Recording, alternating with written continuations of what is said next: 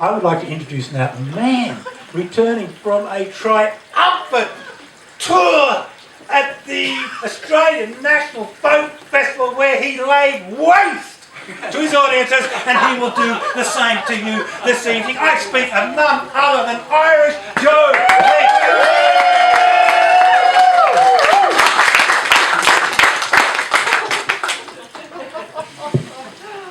That poem was an amazing act to follow, but the introduction is even harder, I think.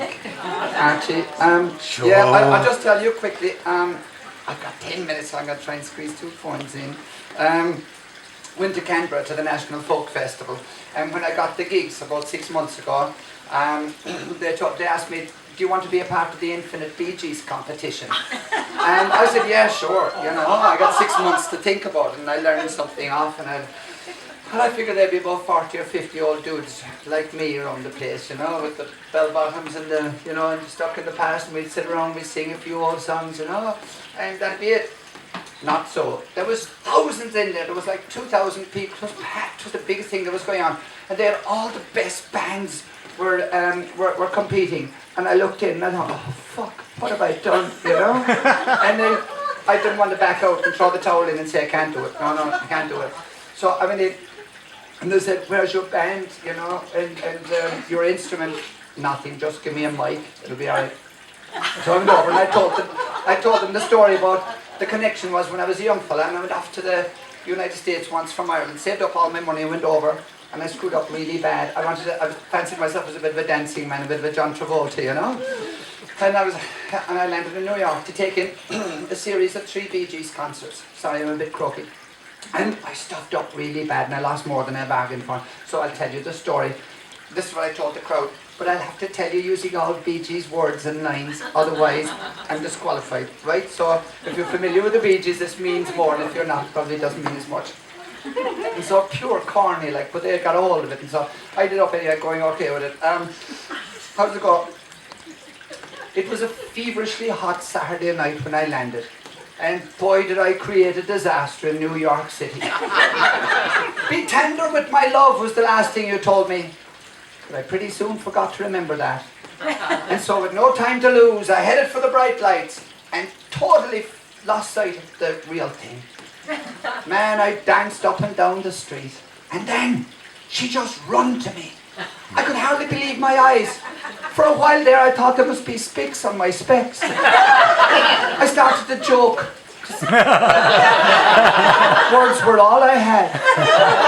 And I told her I was a bit of a dancing man, and I said, we should be dancing, yeah, baby. I said, come with me, let's spend a few nights on Broadway. She looked at me quizzically. She said, I hope you're not just one of those heartbreakers, and how deep is your love anyway? That's where the liar came in. I promised her I'd love her inside out, but it wasn't long before the lights went down on my obsession and I more or less fell out of bed. I ran my hand over my eyes. She said, it's all right, it's okay, honey. We got nothing to be guilty of. And by the way, what's that in your hand? Oh, it's just a photograph of someone I once knew. She looks like a woman in love. Well, actually, she's more than that.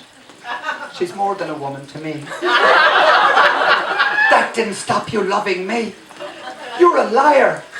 So, well, that's hardly a secret, love. She said, what? You've been jive talking me all the while. And with that, she got up and walked away without a sign of emotion. And I knew she wasn't coming back. I could tell by the way she walked. Anyway, I spent quite a few lonely days and lonely nights, feeling sorry for myself.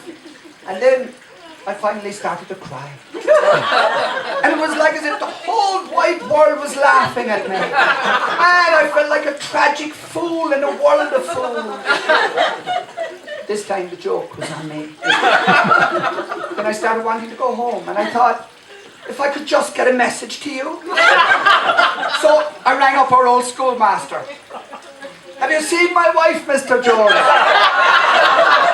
He had no time to talk. I said, look, I really need somebody to help me here. Someone to help me. He said, who do you think I am, your big brother? I said, whether you're a brother or whether you're a mother, I'm flat out staying alive here, man. Staying alive.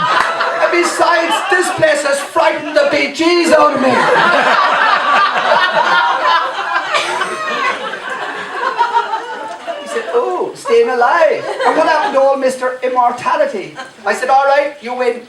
You win again. But you don't know what it's like. He said, oh, you silly, silly boy.